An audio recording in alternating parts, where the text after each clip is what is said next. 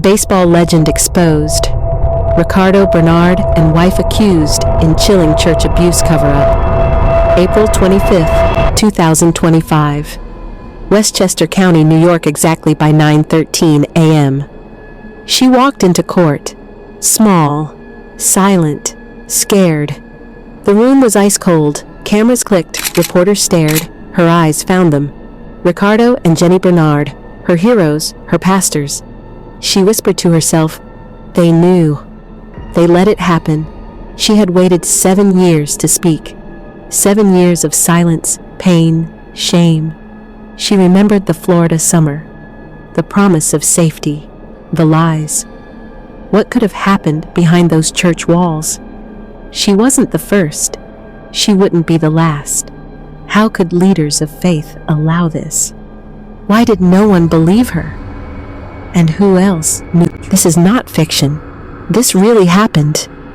You can verify for yourself, and it's just the beginning. Subscribe to An Unbelievable True Story, because monsters don't live in movies. They live next door.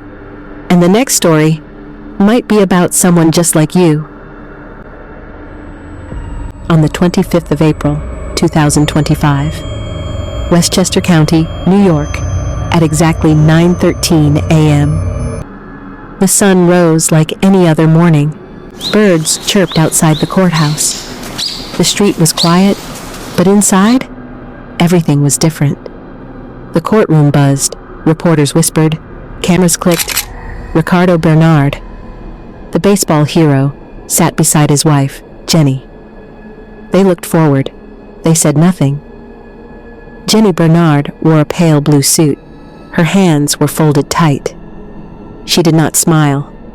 Across the room sat a young woman, her name hidden from the world, her story no longer hidden.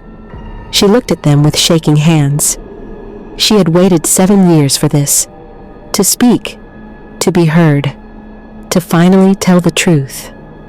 It started in 2018, Gainesville, Florida. Refuge of Hope Church had big plans, an internship program for youth, Bible lessons, charity work, team building. Jenny Bernard, the lead pastor, spoke proudly about the mission. We're shaping leaders, she told the crowd. Ricardo Bernard backed her, a man of faith, of discipline, of family. Their reputation was perfect. People trusted them, especially Elena Michael, 22 years old, curious, hopeful. She joined the program for guidance, for belonging. But what she found was something else entirely. It was late July. The Florida air was thick, hot and still. Elena was assigned to a cabin with younger teens. One girl took interest in her. Too much interest. At first, it was small, long looks, strange compliments, late-night talks. Then one night, the door locked. Elena tried to push away.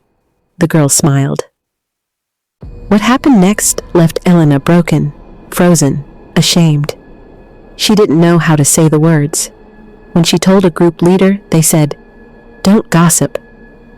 Pray about it." The internship ended. Elena returned home. She thought maybe it was over, but Refuge of Hope had more events. Volunteering, prayer meetings, gatherings at the Bernard house. At one of those gatherings, it happened again. This time, in the guest room, a male youth leader, a locked door, a quiet scream. Elena told Jenny directly. Jenny's face didn't move. She said, "Are you sure you're not confused?" Then, silence. No call, no follow-up, nothing. Years passed, Jane told others. Quietly, carefully, every time, nothing. She began to doubt herself. Maybe it wasn't real? Maybe she misunderstood? Then, in 2021, she told someone outside the church. And that's when everything changed. A legal letter went out. Investigators looked into the case. In 2022, the Bernard received that letter. Their reply? Shock. Denial. They said they had no idea. Elena says that's not true. She remembers every word, every silence.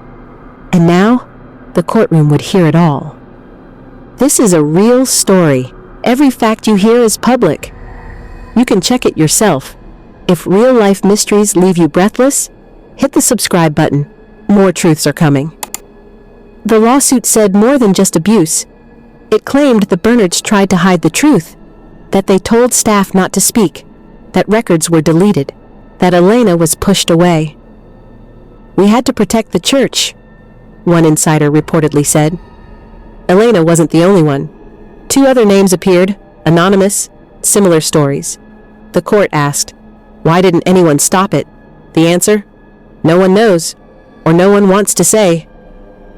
The media exploded. Ricardo Bernard in lawsuit shock. Pastors accused of cover-up, abuse inside faith walls. Fans were stunned. The Bernard name meant honor, but now people questioned everything. Protests formed outside the church.